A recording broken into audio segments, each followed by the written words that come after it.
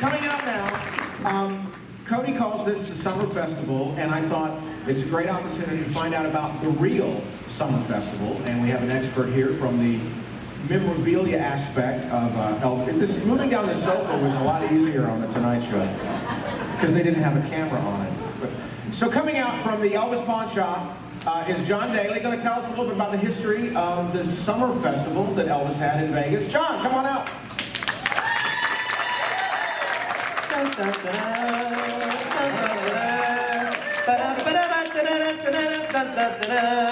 he is, John Daly. First of all, thank you for letting Bill have those items and bring those. That was special for all of us. They normally just sit in a case for my own enjoyment, so it's kind of important to Nice to see them share the world. moving around on stage like they, Yeah. living, breathing things. So that was cool that you did that. And I told him, I said, when his guitar fell off, Elvis was reminding him that it was still his best. Yeah. Don't get cocky, kid. That was Exactly. Yeah. For you, we were talking about this, being the collector that you are and finding these things. I mean, families a lot of times inherit memorabilia of a family member who is no longer there anymore, and I just think of the things that are thrown away that have no value to the people that are left, but it's just priceless. And you really kind of specialize in keeping contact with that world, and you're kind of the go-to guy for that. Yeah, I've been very blessed to be able to do it. It's been a passion of mine since I was a kid. So now to do it as like a business is like, I don't do it for the business. I love Elvis first, but it's kind of like crazy that I get to actually, handle the things that I do and the things I get to see. It's like, you kept that? It's just unbelievable stuff that's still out there. What was the first thing that you collected? It might have been as a kid, or the first item that was Elvis that you got? So I saw Elvis in a wax museum at Myrtle Beach. Myrtle Beach. Apparently, that's where it all started. Myrtle Beach. And then I saw the Aloha from Hawaii that was on PBS. And then shortly after, there was a boxcar candle that had come out that had like the glitter and everything on it. And so my mom and I were at a garage sale, and it was $1. And I'm like, oh, this is the greatest thing that there ever. Mom, we have $1. I need $1 for this candle. So, I mean, I have it still. It sits among all of my treasures, and that I always look at it and think, yeah, you started a real mess, didn't you? That one candle just took off. $1 went to $1. That was it. And talk a little bit about the Summer Festival, which I think there could be Elvis fans that might not know about that, just that Cote came up with a really great name, which is a great name, the Summer Festival. So that was actually the genius of Colonel Parker. And Rolling Stone magazine, I think, said it best that with the promotional material that Colonel Parker put into announcing to the world that Elvis was in Las Vegas, they basically said he took the largest hotel in the world and made it look like a used car lot, with all of the promotional banners and signage and the hats and all of the streamers and the box sets. They even had like opening night box sets for the special guests and the menus. I mean, when you were in Las Vegas in 1970 or 71, 72, during the Summer Festival August engagement, you knew Elvis was there. It wasn't like he might be there. And then they went into this great thing where they just said, and that's why I wore my shirt, Elvis now. They just said, he's here now. Like, good luck getting a seat. Now they call it residency. Yeah. An artist comes in for a month or two and does a residency. Elvis was kind of the first one that did that many. Someone would come in for a week. Sinatra would come in for a week. Very few of them, even then, did 2 shows a night. Right, and then they learned by 75 and 76 how do you get people to Las Vegas in December right before Christmas. Well, you have a jubilee, a Christmas jubilee, a holiday jubilee. And so then Elvis would be there for this holiday jubilee, and the town was packed, and they're like, that's how you get people to Vegas in December. You just bring Elvis in. I've been reading books about. I love the history of Vegas and how it started. And I read a book about the history of the Dunes Hotel, in the Sands Hotel, and how they brought people in and booked them, and they tried to get exclusiveness on some of the artists. Some of the artists would pop around, but all of them agreed there was really only one artist that could change the landscape of the entire city, and that was Elvis. It was like the tide. When he was there, the people were there, and then when he left, the tide went out. Yeah. I mean, people literally would go for every show, every night, and even if it was the back, they might pay to get up front and then have to sit in the back. They were there. Yeah. And it was interesting too, that showroom. A lot of us. How many of you have you been to the old Hilton and into that showroom? And yeah, and who's performed on the stage? Jeff's. I mean, that's just a special room even still. It's been reconfigured, but you're still. It's still hallowed ground. Yeah, it's still that elevator's there. Those dressing rooms are still downstairs, where Elvis used to hang out. Jerry, we were there on a festival, and Jerry took me to that dressing room, and he said, "Come here, I want to show you." And he took me to that closet where he said, "I was sitting here, and Elvis was here, and Barbara Streisand was sitting there when they were having that Star is Born conversation." And to hear that legendary story, and to sit, so the building itself is Elvis memorabilia. I mean, it's an amazing place. And you were talking about Colonel Parker, all that stuff that he would do. It's not made to last. It's made to promote Elvis being back this month, and then it's made to just be kind of tossed aside. You've been able to rescue some of that. Yeah. So what I brought was this is a bag. Yeah, thank you.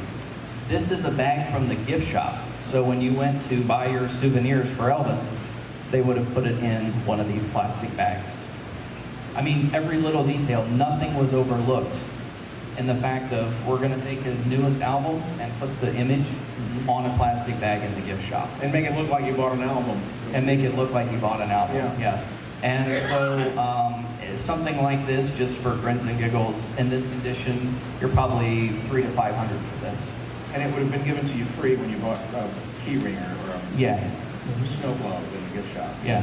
Wow. Yeah, they were just, and they don't exist. I mean, there's a handful of these. There was 4 variations. One was Tahoe, 3 from the International, and they're fragile, they're brittle with age, and they just don't last. What's on the flip side? The same thing. Okay, so yeah, see, Same thing. either way. Yeah. So that's one of the bags. Graceland does it. You go to Graceland and you have Elvis on the bag. Well, the Colonel was putting him on the bag in 1970. John, how much would you estimate like the Colonel spent in advertising for Elvis being there? Do you know? So the Colonel actually worked pretty amazing deals. So the brochures, when Elvis went on tour, there was a big Las Vegas ad in the center of them. So the programs that they sold when you went to see Elvis on tour actually didn't cost Elvis and the Colonel anything because the Hilton paid for the ad, which paid for the programs. And what they didn't pay, he got it out of RCA because they also have an ad in it. So if they sold it for $1, it was 100% pure profit. Yes. Crazy. Yes. So that's how the Colonel operated. He wanted to make sure that nothing came out of their share. And I would like to add too that he didn't take 50%. He was 20.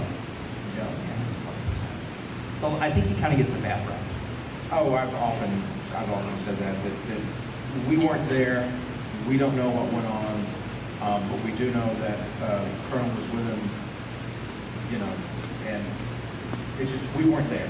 Yeah. And He got an award from the International Hotel, and they literally had a thing on there saying, thank you for stepping up for the enormous promotional material for Elvis, and they literally said, Elvis Summer Festival will never be forgotten.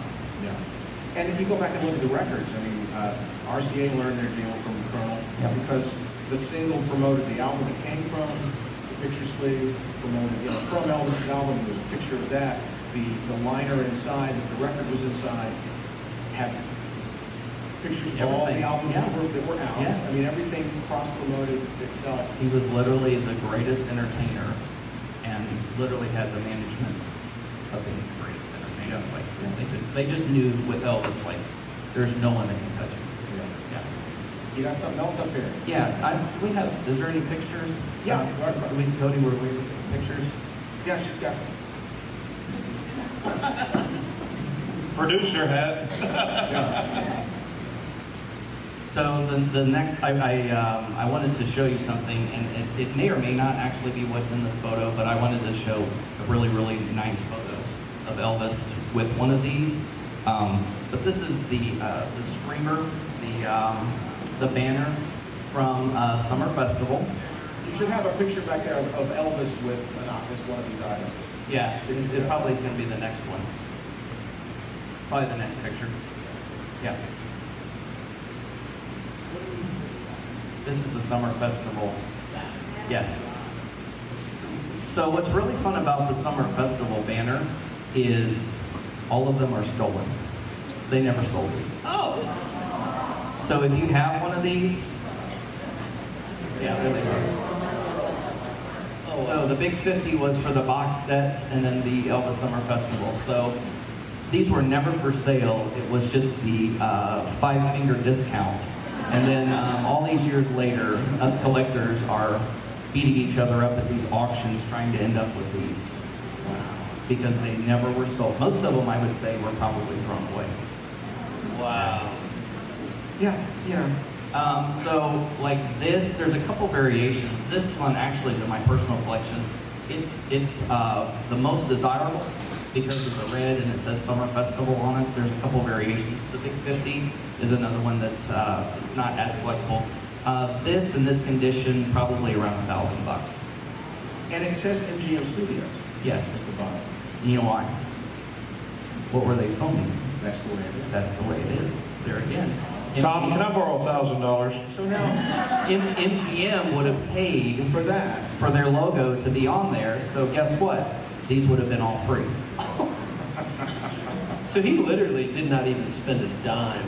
He literally just sat in his office puffing on a cigar and said, how much are you going to give me to put your logo on these banners? Oh. And then, you know, how much are you going to pay me to put your ad in it? Like, he knew Elvis was a hot commodity, and he knew MGM, the Hilton, RCA, he knew these corporations would pay up. And he thought, well, if I have to make these, it's going to cost us X amount of dollars. But if we do a film called That's the Way It Is, and MGM is the one that's producing it, and they want to be a part of all of this, then we'll put their logo into, you know, very nonchalant down here. Elvis is the most important thing up here. His name is always the biggest. And that's how you get free banners. and if you think that's, how much could that cost? Any movie that comes out now in Hollywood, the production budget of the movie, you take that and you double that amount for the amount of money that has to be made before they start a profit. Because usually a studio, let's say a studio spends $150 million on a film, the physical production of the movie. They then in turn spend $300 million promoting it. So now that movie's got to make $450 million to go into profit. So the marketing of the film, even today, is more expensive than the value of the film itself. What's crazy is the fact that they were filming that week. Because if you know, you watch, that's the way it is, you know, the cameras were there and Elvis kind of, you know, makes some jokes about the cameras and everything. So the merchandise that had MGM was actually there on site while they were filming the movie.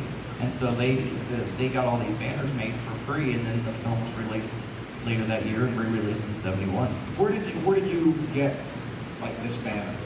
Where did you find it? Usually this kind of stuff is honestly usually with the older collectors. It's usually the people who have been around in the 80s and, you know, buying up collections and things.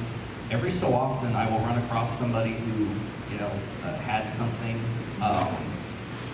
that was a fan who actually got it. I know, I won't name names, but I do know one lady who helped herself to the things at the Hilton. And I know another fan who, like, I have bath towels that say Las Vegas Hilton on them and ashtrays. And I'm really surprised the building was still there, because when she left, she took everything with her except her clothes. Like, there's like 50 ashtrays from, say, the Las Vegas Hilton. She literally helped herself to everything. So usually the older collectors, but the fans who were there sometimes come up with a gem. I did a collection right before the world fell apart, and I got a call, and the lady was in her 70s, and she passed away, and she left her collection to her brother, who was in his 80s. Makes sense. Yeah. And so they called me. I went to look at the collection, and there was 2 photos in there. She was front row, and she took a picture of Elvis in his white herringbone suit from 1969, and Elvis was looking straight at her when she took the photo. An absolutely amazing picture, and that went super fast. But when I bought the collection, it was a whole van full of stuff. I bought the collection, and I was working with the niece, and she said, "Boy, am I really glad you bought all of this stuff." And I said, "This is some great, it was great pictures." She took pictures, tickets, programs, everything. I had instructions to leave it on the curb if you didn't buy it. So don't leave your Elvis collection to your family if you don't want it on the curb. That's the moral of the story. How do people get in touch with you? Yeah, I'm online. I've got a real easy phone number. It's just 901-949-1977. Ooh, that was not an accident. No, That was not an accident. Tom, he's the one that got me the bird, smoking the bandit mix. Oh, And then yeah. it was left by a lady that I had met. Yeah. And some y'all were telling me, "Oh, that's so-and-so, Sandy, yeah. Sandy," and I had, indeed, you introduced me to her. Yeah. And I was like, "Oh, I remember now." that was her holy grail, because she was at the Smokey and the Bandit set, and she would show everyone these photos, and when she passed, her brother goes, "I don't want any of that stuff. Just throw it away if you want." And I said, "Well, no, we're not throwing away Smokey and the Bandit. I'll figure out somebody to give this to." And then enter Jeff Lewis 2 years later, and I said, "Here's our man right here." Thank you for that treasure, man.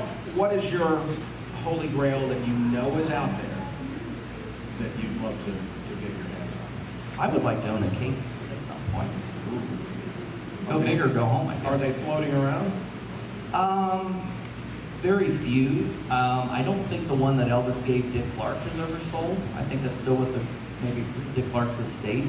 There was a couple. There was one he gave Dottie Rambo. But that's in a private collection now. There's a few of them that's out there, but Graceland actually has almost probably all of them. Yeah. Maybe there's a handful. There's the Burning Love.